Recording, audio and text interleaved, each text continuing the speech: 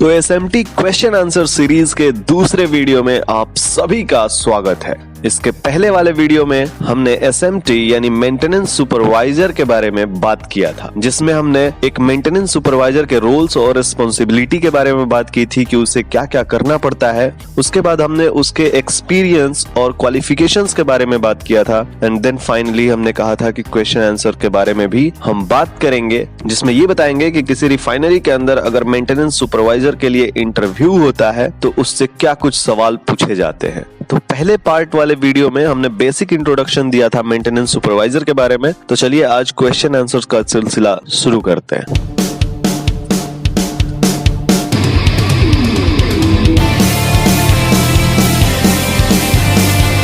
तो इंटरव्यूअर जब भी आपसे सवाल करेगा तो एक आध क्वेश्चन सेफ्टी से जरूर पूछ सकता है, क्योंकि रिफाइनरी का एक मिशन होता है कि सेफ्टी फर्स्ट, यानी काम तो होता रहेगा लेकिन सुरक्षा जरूरी है। तो चलिए सबसे पहले सेफ्टी से रिलेटेड कुछ क्वेश्चन आंसर्स देख लेते हैं।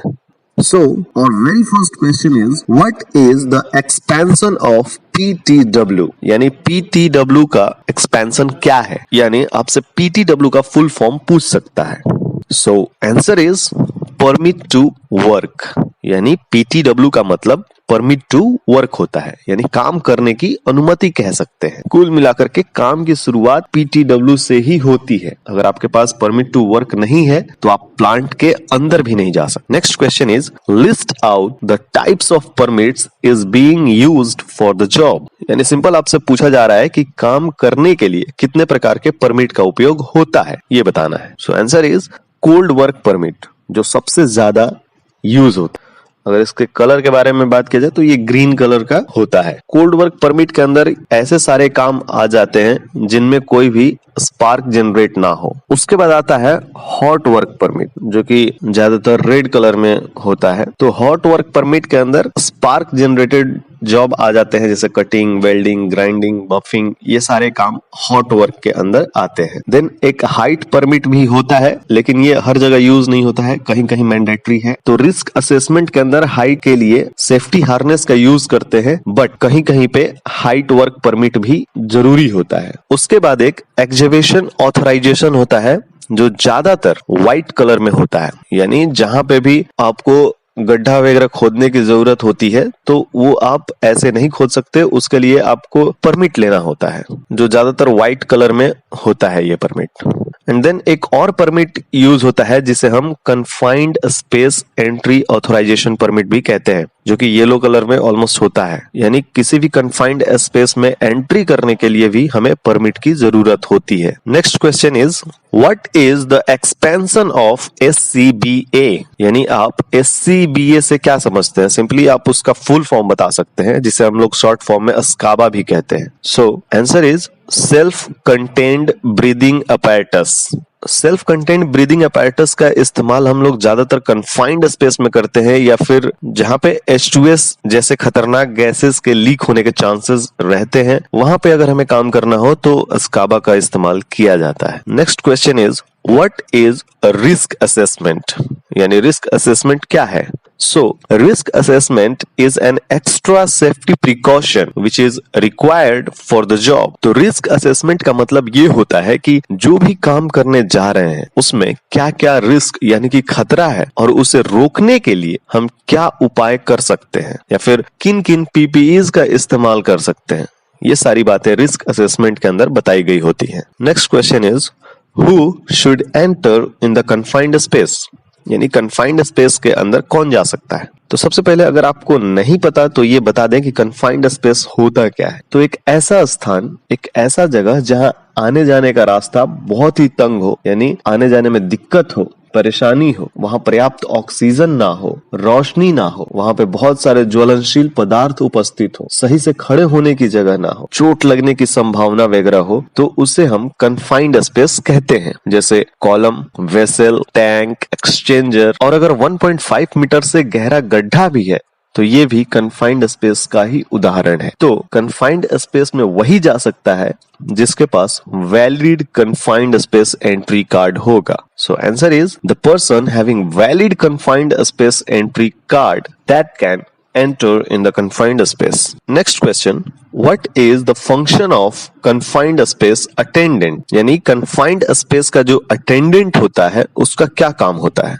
So answer is to monitor and communicate with the person entering inside vessel, tank and tower etc. अगर आप confined space attendant का मतलब नहीं समझ रहे हैं तो आपको बता दूं कि जब भी आप confined space में एंट्री करते हैं तो मैनवे पर एक पर्सन हमेशा खड़ा रहता है जिसे अटेंडेंट कहते हैं। उसका काम होता है कि जो भी अंदर जा रहा है उसका पूरा डिटेल जैसे कि आईडी नंबर, नाम और अंदर जाने का टाइम वगैरह नोट करना होता है और जरूरत पड़ने पर उनसे बातचीत करके उनकी मदद करने की कोशिश करता है। Next question, what precautions is required before lifting the equipment like heavy blinds, spares etcetera? यानी जब भी हम किसी इक्विपमेंट या फिर ब्लाइंड वगैरह को लिफ्ट यानी कि ऊंचाई पर उठाकर ले जाते हैं तो हमें क्या सावधानी रखनी चाहिए? So answer is lifting leg और handles weld joint condition should be ensured. यानी जो भी उठाने वाला लेग है या आई बोल्ट कह सकते हैं या फिर हैंडल जो लगा हुआ है तो उसके वेल्डिंग ज्वाइंट को ध्यान से एक बार देख लेना चाहिए कि कहीं से ज्वाइंट डैमेज वगैरह तो नहीं है। Next question is what are the different classes of fire and explain the extinguishing medium to be used. यानी अलग अलग प्रकार के क्लास ऑफ फायर क्या होते हैं उनके बारे में पूछा जा रहा है और उन्हें एक्सटिंग्विश करने का मीडियम यानी माध्यम क्या है। देखिए फायर के अलग अलग क्लास होते हैं like class A fire, class B fire, class C fire, class D fire, class E fire, इस तरीके से। और इन सब के बारे में अगर डिटेल में आपको जानना हो तो अलग से एक वीडियो ऑलरेडी मैंने बना के रखा है जिसका लिंक मैं डिस्क्रिप्शन में डाल दे रहा हूं। तो अगर आपको लगता है कि ये वीडियो हमें देखना चाहिए तो एक बार जरूर विजिट कीजिएगा। बट एक बात का ध्यान रहे कि रिफाइनरी में सबसे ज्यादा फायर एक्सटिंग्विश करने के लिए जो मीडियम यूज किया जाता है उसे डीसीपी फायर एक्सटिंग्विशर कहते हैं। डीसीपी का फुल फॉर्म होता है ड्राई केमिकल पाउडर।